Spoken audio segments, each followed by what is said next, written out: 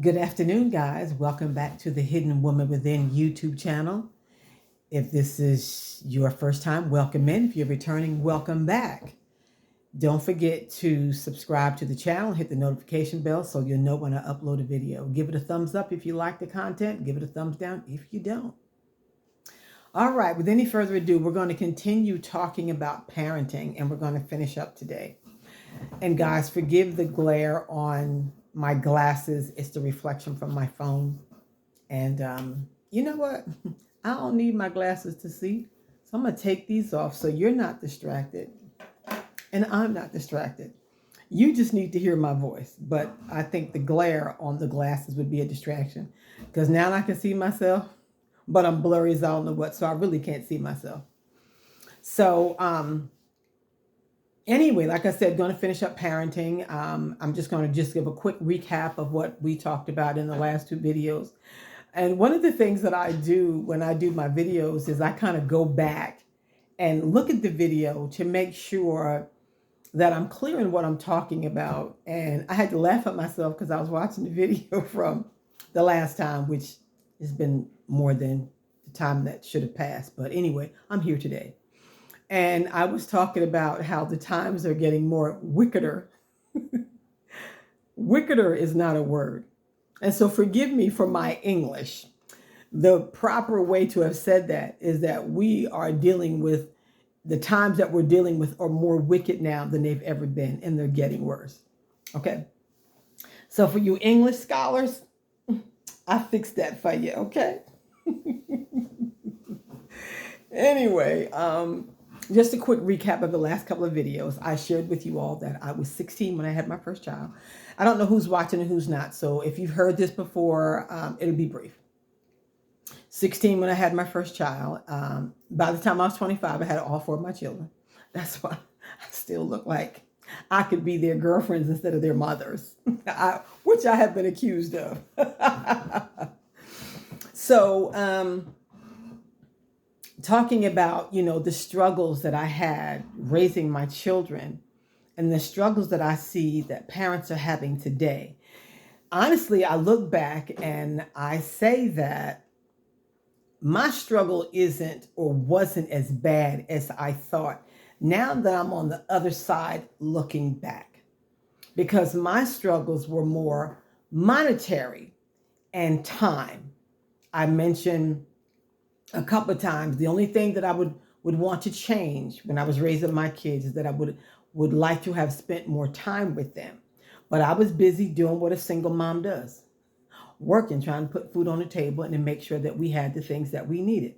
The basics, some food, a roof over our head, electricity, water, heat, all those essential things.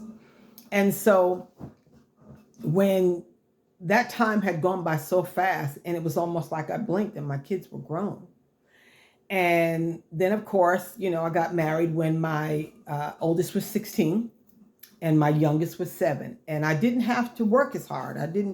As a matter of fact, when we got married, I was still working a second job. And I worked that second job for about 6 months. And my husband asked me, he said, "So tell me again why you feel like you have to work 2 jobs?" And it wasn't that I felt like I had to work 2 jobs, because I didn't. It was a habit. It was something that I had done for so long that I just continued doing it. And then eventually I broke that habit. I'm like, I don't have to work 2 or 3 jobs now. I'm married and there is another income in the home. We'll talk about marriage and how all that worked out on another video. So time is what I would have wanted. And then, excuse me, what happened was when they got older and I missed my children, I missed them being kids, and I treated them like children and didn't realize it and had a dream. And I kept having a recurring dream where in that dream, I was treating them like children. No, they were children in the dream. And I had this dream so many times that, I remember saying out loud, why do I keep having these dreams of my kids being kids? And the Holy Spirit, I'm not going to say something because I know who was talking to me. The Holy Spirit said, because that's how you treat them. And I think I told this story too. I did not know that's what I was doing. And I literally got on the phone and called all of my children. I think the only one that I didn't call was my youngest son. I couldn't get a hold of him, and apologized to them. And the day that I made the call to my oldest, the same day when I called my oldest son, he was like, "Ma, I know this is God." He said, because Dwayne and I, he called him D. D and I was talking about this the other day. And we're like, "Dad, dude, mommy treating us like we kids, like we little boys, we grown men." Well, because of the way life was for me, it wasn't that I didn't respect them as grown men. I wasn't treating them like grown men. And so that was an error on my part. But you know what I loved about it? I was quick to repent. I called them quickly and apologized, which reminds me of my daughter. She and I was talking about this the other day for other reasons. But my youngest daughter was my challenge. And that's what I'm just going to call it. She was a challenge. Because she's got her own way of doing things, her own personality, which all of them do. But she was the one that was a little bit more challenging than the other children. And so, why was I telling you that? I tell you all sometimes I squirrel. Oh, here we go. I'm back. I ain't gonna stay on long. She called me one day and apologized to me for being such a difficult teenager. Why did she call and apologize? Because she was having difficulty with her teenager. And so it's a cycle that just seems to repeat itself. And it's not that you wish those things on your children when your children are acting one way, that, oh, you're going to have kids one day, they're going to treat you the same way, blah, blah, blah. It's not that it's that. It just, every seed reproduces after its own kind. And it wasn't until my children were grown, basically, that they saw my struggle, that they could understand why I did some of the things that I did. But as children, trying to explain that to them, they wasn't going to understand it, even if I did. As much as I talked to my children, I talked to my children all the time about a lot of different things. I was trying to prepare them for as much as I could prepare them for. My kids, they call it the pink book. I don't even know where I got this book from, but I got this pink book. And in this book, it talked about everything. The body, got into some things that I didn't need to be discussing with my children. They were even talking about folks having sex with animals and stuff. I didn't need to discuss that with them because ain't nothing but the devil, and we wasn't going to be participating in that crap no how. So anyway, but I'm just saying this book was very helpful to me in a lot of different areas, because there were things that were explained in the book that wasn't explained to me when I was growing up. Because when I was growing up, there's a lot of stuff they didn't talk about. They didn't talk about money. That was one. The motto back then was children are seen and not heard. So if they just want to see it and not heard, they're not about to sit down and have a conversation with you about anything that would concern an adult. And trust and believe, you did not sit in the presence of adults when they were having conversation, because they'd be like, "Why are you sitting here looking at my mouth? Going outside and play." That's just how they talk to us. When I raised my children, same thing. What you looking in my mouth for? Go somewhere and find something to do. I also fuss with my children if I was on the phone. If that phone, my kids can tell you some stories. I find it funny now. It wasn't funny to them then, but some of the same stuff that they couldn't stand that I did, they do to their children, or they did to their children. And so again, it just reproduces, and it just, it is what it is. So my struggles, in my opinion, that now that I look back, were not as bad as they were. I remember, oh my gosh, my two middle children are very close in age. Actually, they're like, one's born in 76, one's born in 77. They were in Pampers at the same time. And I remember running out of Pampers one time, and I had no money. No, I didn't have enough money to buy a box of Pampers, let alone, anything else. And So what I did was I got a pillowcase, and I had enough money. And I remember that where the apartment was and where the 7-Eleven was not that far. And even though it scared me to no end, I had to leave the kids in the house by themselves so I could run up to the store. When I say run, I didn't walk. I ran to the store and I bought a pack where you could buy a pack of rubber pants, yeah, rubber pants with the elastic around the leg and around the waist and safety pins. So the pack that I bought had three pairs of rubber pants in it. I don't remember what I paid for it. And then the little safety pins I bought, there was a set of two, and they were like little ducks on the part that you had to clamp, and little plastic. There was two blue ones and two pink ones. So I run back. I probably could tell you I was gone less than 10 minutes, and the kids were right where I left them. And so I got the scissors and I cut the pillowcases, and took a washcloth, a dry washcloth, and put it down the center. So if there was any pee or any poop, I could pull the washcloth out, shake that off, and then just wash everything.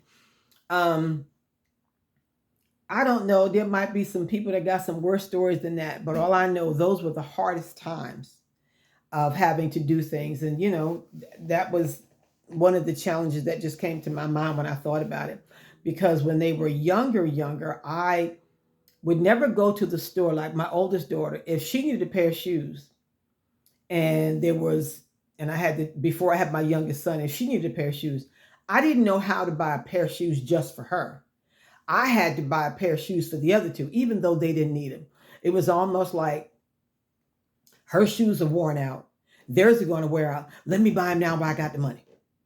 But I wasn't thinking clearly. I was just trying to make sure that my kids wouldn't be running around with holes in their shoes and holes in their clothes and nothing raggedy. They never, ever, I don't care how bad things was, never, ever stepped out of the house with no dirty clothes on. Clothes were always ironed, cleaned. We didn't have a whole lot of money, but it didn't look like we didn't have a whole lot of money. Let's put it this way: we were poor, but they didn't know we were poor. Um, they weren't the type of kids that were, well, they want the latest sneakers and the latest jeans, because I think back then the big thing was Jordache jeans and in the sneakers and all that kind of stuff. They weren't into that because they never got introduced to it. And so I didn't have that challenge of having to spend a whole lot of money buying brand name anything. I'm like, I can write my name on a piece of fabric, and sew it on the back of your jeans if you want me to. I'd have did that because my name is just as precious as somebody else's. So, but now, oh, I think single parenting today would be worse now. And I also mentioned I think parenting alone is harder now because of the challenges that you face with like social media. I talked about how these kids they're into how many people are following them, how many people like them, and they're basing their identity on that. And so if they're doing it on social media, then they think they need to be doing it. They, in my opinion, don't have a whole lot of social skills. I mean, even when they start texting, they don't text out the word. If they, instead of texting out the word, let me see, I don't know, they use all these acronyms. And I've even had to ask people, what did that mean?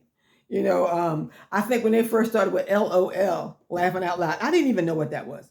And so now they got emojis, so you don't have to write LOL. I know what a laughing emoji looks like, but I don't remember. I remember asking somebody, well, what does LOL stand for? And then they put laughing out loud, and then they put LOL in capital letters. I was like, okay, I get it. I get it. So I think a lot of these kids, if they had to write a paper in longhand, they would fail. Because somebody said one time that a college student had written her term paper like she was texting. Um, Instead of writing the word you, YOU, she put the capital letter you. And I'm like, wow. And I wonder if she passed her class. A lot of times these teachers probably did pass him just to get him on out the way. So parenting is challenging. So um, my question to you is this: what challenges are you facing raising your children? I'm sure social media might be one of them, but um, if you would kindly just leave a comment about what challenges you might be facing raising your teenagers and how you're handling it, because I don't know who's listening or who's watching that might be having a similar challenge that could use the advice that you might be able to pass along. They would kind of look at in the chat. I'm even thinking, I talked about it one time about going live. And eventually that I will when it's time. I want to go live, and it might even be about this topic on parenting, because that's a big thing for me. Parenting is our kids. We are talking about our future. We are talking about the next doctors, lawyers, presidents, congressmen.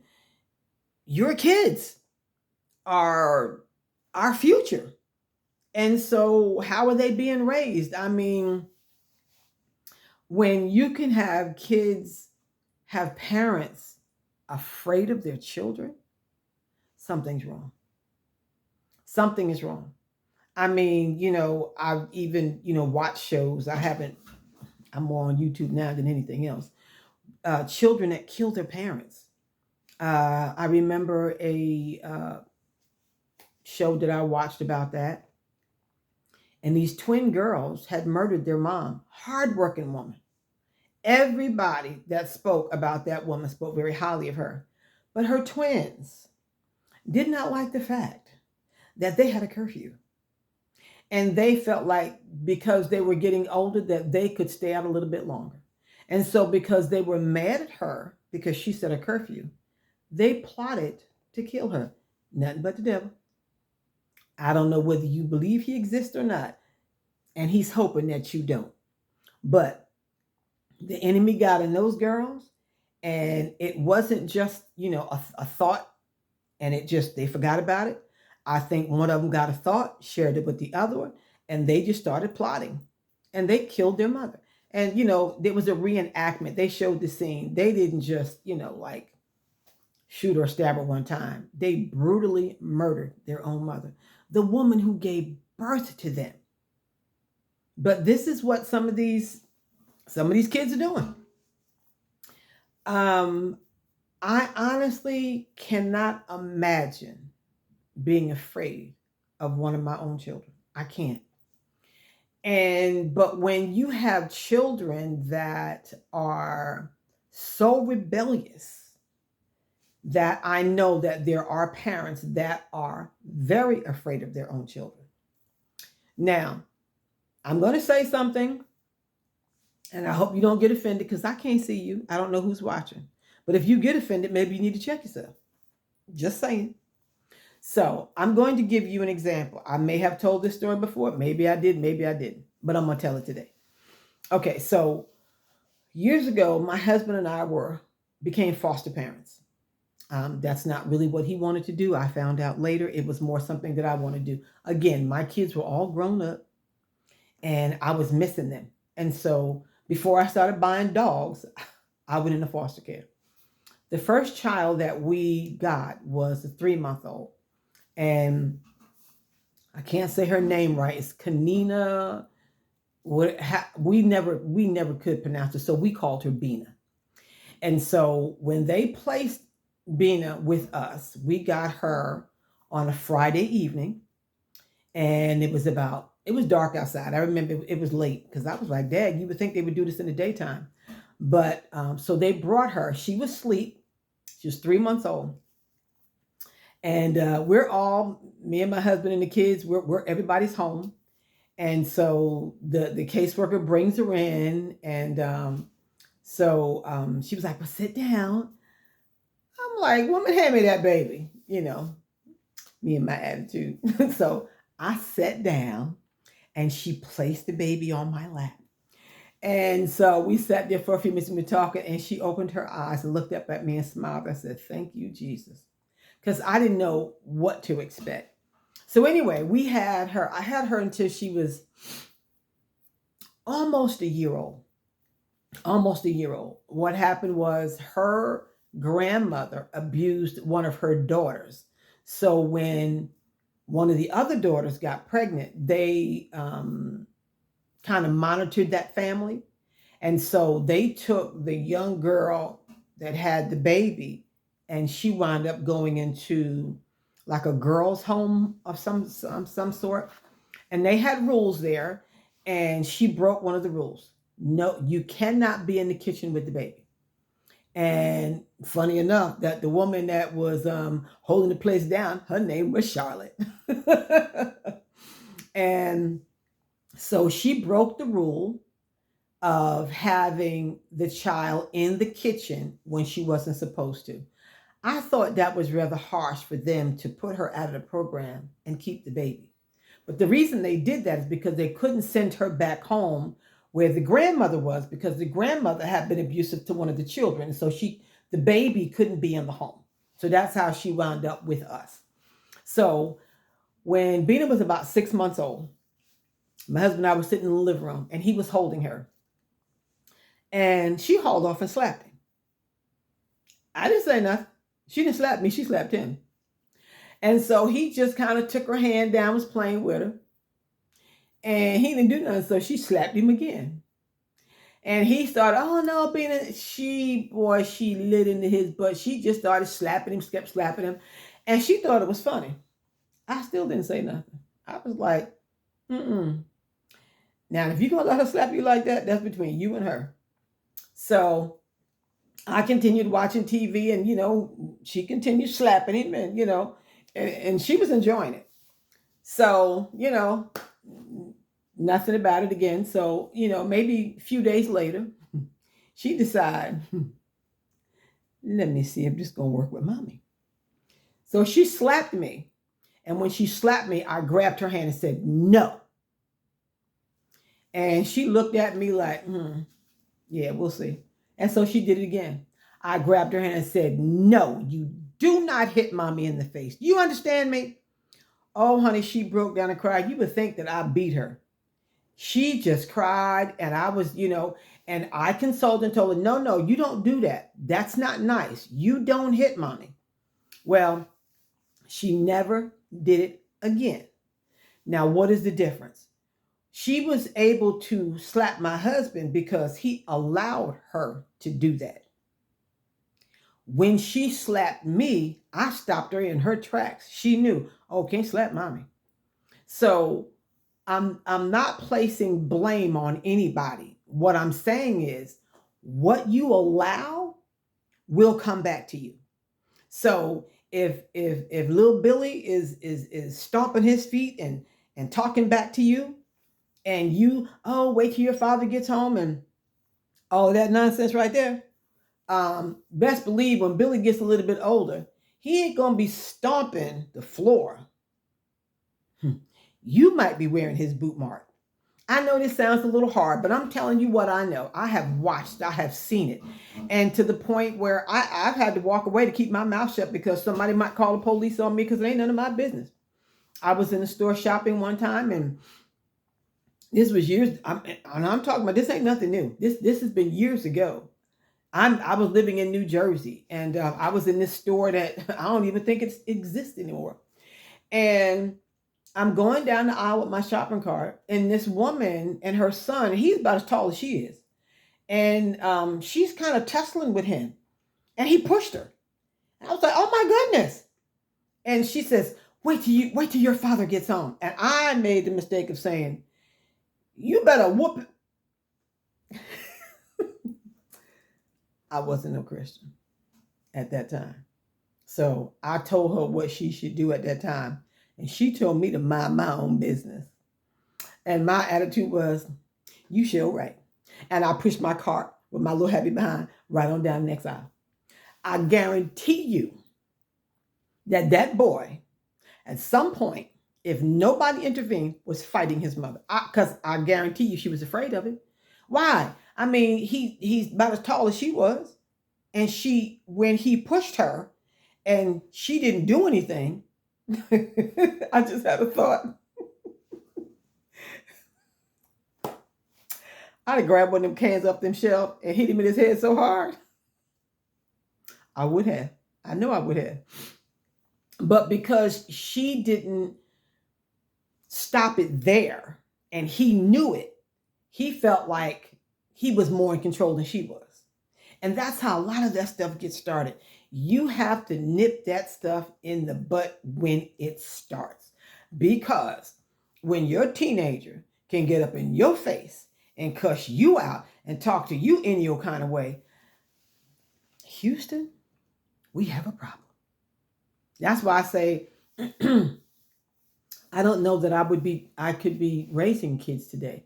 But then again, if I did have to, I'm quite sure that I would probably do what I did then, handle it, because I don't have the type of temperament or personality that one of my kids would be so bold as to get up in my face and cuss me out.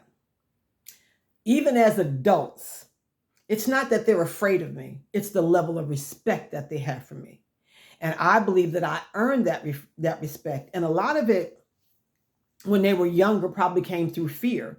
But as they grew older, my children knew my goal was not to ever do them harm. It was to make sure that they were going to be okay. And, you don't let nobody walk over you. You don't let nobody do this and yada, yada, yada. And so they could see that my concern, I was for them and not against them as they got older. When they were younger, they couldn't see all that. And so the level of respect that my children have for me is respect that I believe that I earned, not respect that I demanded or that they're afraid of, because they're grown enough. I mean, I knew I would never have to hit one of my kids because that's not the type of people that they are. They would never say anything that would cause me to slap them or get me a stick. That's just not who they are. Period. And I owe that to the way that they were raised. Yes, my family called me the general, and that's okay, but my kids are fine.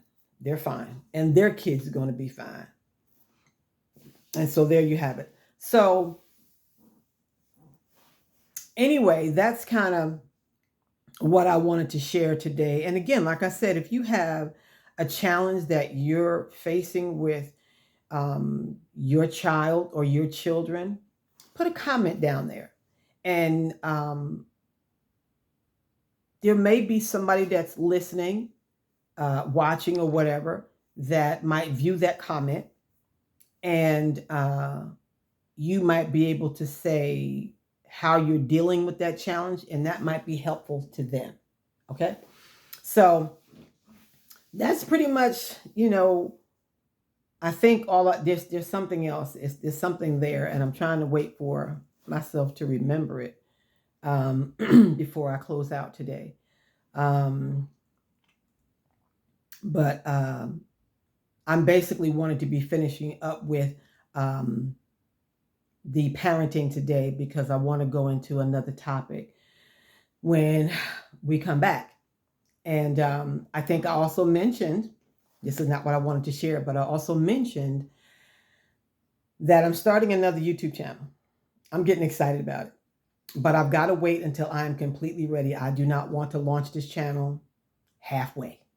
I want to be able to be prepared, because on that channel, I am looking for your thumbs up, because I want that to, it's going to be more business. It's going to be more of an avenue of income, because when you are on YouTube and you have a big following, there's perks to that. And so trust me, believe me, these people are not on just YouTube just to be on YouTube. I have learned so much from, I call it YTU, YouTube University.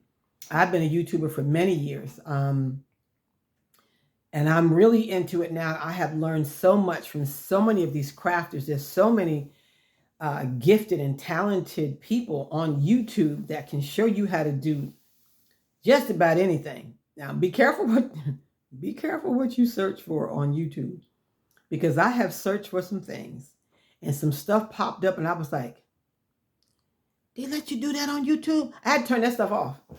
I was like, oh my goodness. So be careful of what you search for on YouTube.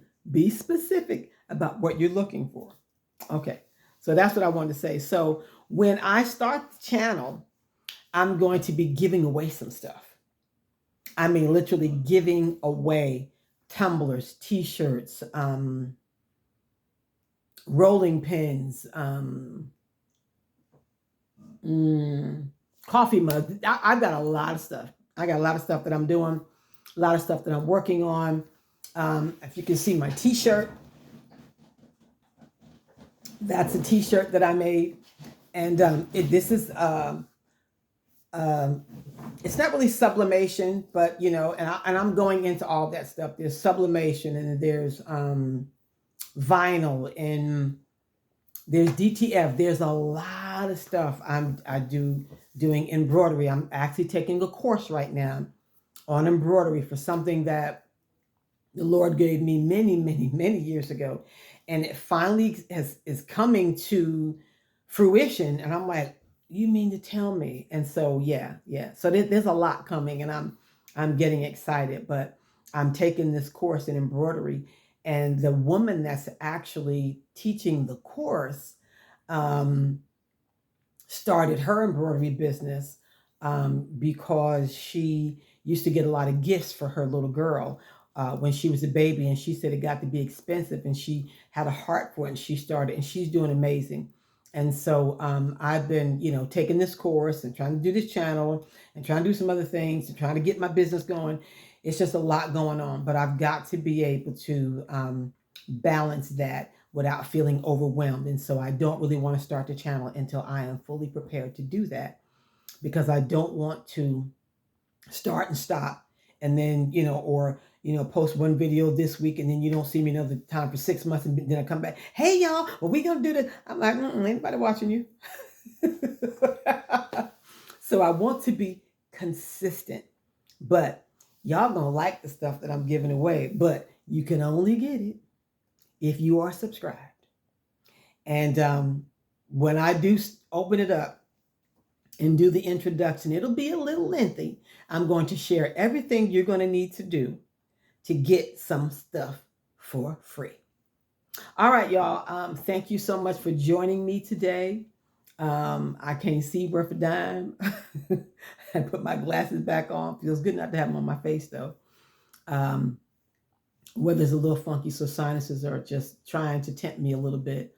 But I wanted to make sure that I got this video done today. So you all have an amazing day. Until next time, have a good one.